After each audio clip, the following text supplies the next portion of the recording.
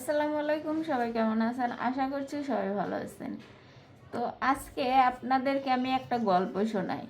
এই গল্পটা কম বেশি সবাই জানে, কিন্তু এই গল্পটার মধ্যে অনেক কিছু শেখার আছে, সেটা হয়তো অনেকেই জানে না।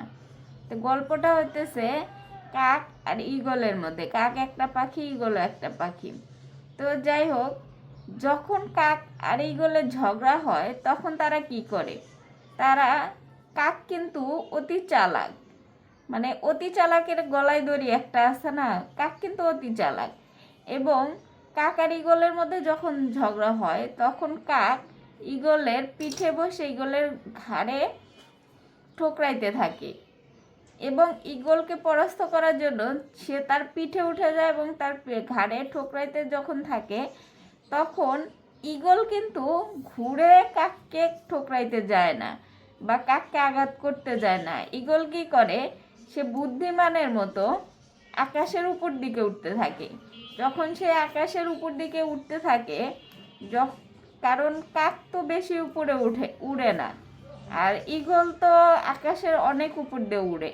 তো ঈগল যখন উপরে উঠতেই থাকে তখন দেখা যায় কাক তার অক্সিজেনের অভাবে বা সে এত উপরে না যাওয়ার অভ্যেস না থাকার কারণে সে অস্বস্তি ফিল করে এবং সে নিজে থেকেই ঈগলের ঘাট থেকে নেমে আসে।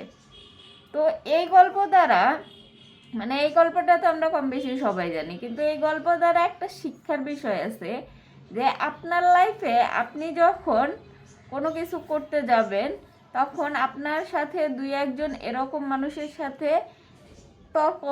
তর্কাতর্কি হবে বা এরকম কিছু মানুষ থাকবে যারা আপনার পিছন থেকে ঠোকরাইতে থাকবে, এবং এই ঠোকরানোর কারণে আপনি যদি ঘুরে তাদেরকে ঠোকরাইতে যান, বা এরকম কিছু মানুষ থাকবে আপনার লাইফে যারা কিনা আপনার পিছনে সারাক্ষণ লেগে থাকবে, সারাক্ষণ কথা বলতে থাকবে, সারাক্ষণ আপনাকে মানে পরাস্ত করার চেষ্টা করবে।